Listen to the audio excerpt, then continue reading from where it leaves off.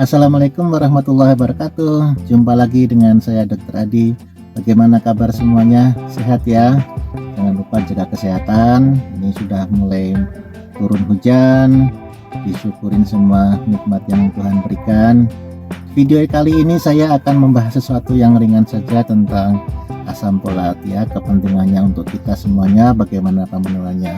Mudah-mudahan informasinya yang saya sampaikan dengan bahasa yang sederhana ini bisa membantu memahami tentang asam folat lebih baik. Oke, kita mulai.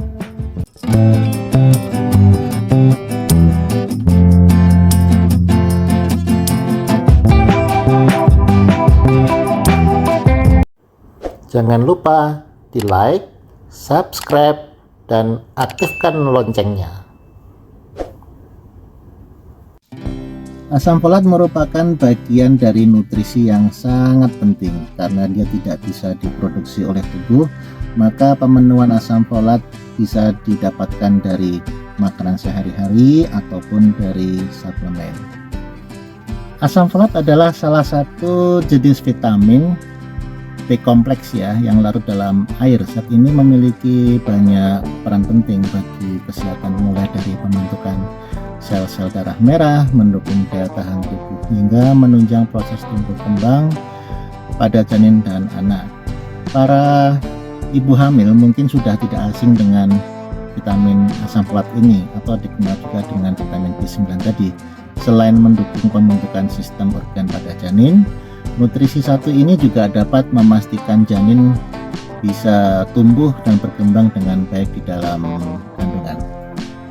Tidak hanya pada ibu hamil, asam folat juga dapat memberikan beragam manfaat bagi orang dewasa dan anak-anak. Nutrisi ini bisa diperoleh dari beragam makanan yang mengandung banyak asam folat atau di dalam bentuk suplemen. Ada banyak manfaat ketika asam folat ini terpenuhi dalam tubuh dalam jumlah yang cukup. Beberapa manfaat diantaranya adalah bisa membantu proses pembentukan sel-sel dan jaringan tubuh. Untuk membangun dan memperbaiki jaringan tubuh, asam folat akan bekerja sama dengan nutrisi-nutrisi yang lain seperti protein, asam amino, vitamin B12, vitamin C, dan lain-lain. Aneka nutrisi tersebut berperan dalam pembentukan sel-sel tubuh dan sangat penting. Manfaat yang berikutnya tentang asam folat adalah dia bisa membantu menjaga daya tahan tubuh. Sebuah penelitian mengatakan bahwa asam folat ini dia bersinergi dengan zat nutrisi yang lain seperti asam amino, vitamin B12, vitamin A, C, D, dan selenium. Dia berperan penting dalam menjaga imunitas tubuh tetap kuat.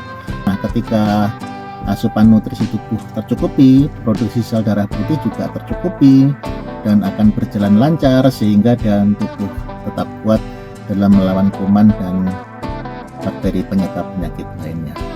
Manfaat yang berikutnya adalah dia bisa mencegah kekurangan sel darah merah atau anemia. Salah satu fungsi dari asam folat adalah membentuk sel-sel darah merah. Tanpa asam folat yang cukup, maka produksi sel darah merah akan berkurang dan meningkatkan risiko terjadinya anemia. Selain asam folat, tubuh juga membutuhkan zat besi dan vitamin B12 ya untuk menghasilkan sel darah merah yang cukup. Manfaat yang lain dan tidak kalah penting dan sangat penting adalah asam folat ini bisa mencegah terjadinya kelainan bawaan lahir pada janin. Nah, pembentukan sistem organ seperti saraf dan otak serta jaringan tubuh janin sudah terjadi sejak masa awal kehamilan, terutama di trimester 1.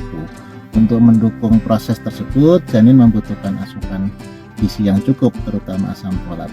Nah, asupan nutrisi ini berperan penting dalam mencegah terjadinya cacat bawaan lahir pada saraf dan otak seperti anencefali, jadi tempurung kepalanya tidak terbentuk sempurna, atau kecacatan di tulang belakang, di tulang punggung. Nah, selain itu asam folat juga berperan penting dalam mendukung tumbuh kembang janin, menambah berat badan janin, serta mencegah janin terganggu pertumbuhannya. Nah, makanya penting untuk memenuhi dan mencukupi asam folat dan nutrisi pada ibu hamil. Cara mencukupi kebutuhan asam folat dari makanan cukup beragam ya. Beberapa makanan memiliki kandungan asam folat yang cukup kaya, cukup tinggi, seperti sayuran berwarna hijau, bayam, kacang panjang, brokoli, kembang kol, selada, bentuk kacang-kacangan seperti kacang polong, kacang tanah, buah-buahan seperti melon, pisang, alpukat, lemon, kemudian hati ayam, sapi, ikan, dan telur.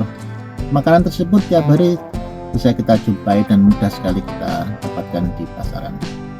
Nah, pada kondisi khusus seperti pada kehamilan, mungkin kebutuhan dari pola makan harian tersebut bisa kita penuhi, cuma mungkin atas rekomendasi dokter diperlukan kadar asam folat yang lebih banyak lagi daripada yang didapatkan di makanan. Nah, ini bisa kita dapatkan dalam bentuk suplemen ya. Beberapa produk memiliki kadar asam folat sekitar 400 mikrogram atau lebih, dan ini untuk kebutuhannya memang membutuhkan rekomendasi dari dokter. Nah, apabila teman-teman semuanya merasa ragu apakah membutuhkan asam folat untuk suplemen atau tidak, lebih baik dikonsultasikan kondisinya ke dokter supaya mendapatkan advies atau saran yang tepat untuk kondisi masing-masing. Baiklah, apa yang saya sampaikan mudah-mudahan sedikit banyak membantu memahami tentang kebutuhan asam folat bagi yang sedang memprogram kehamilan, bagi teman-teman yang dalam kondisi hamil. Mudah-mudahan kehamilannya bisa lancar pertumbuhan janinnya, kemudian melahirkan dengan mudah, dan bayi yang dilahirkan pun semuanya dalam kondisi sehat. Sampai jumpa di video berikutnya. Jangan lupa subscribe, bunyikan loncengnya. Terima kasih. Assalamualaikum warahmatullahi wabarakatuh.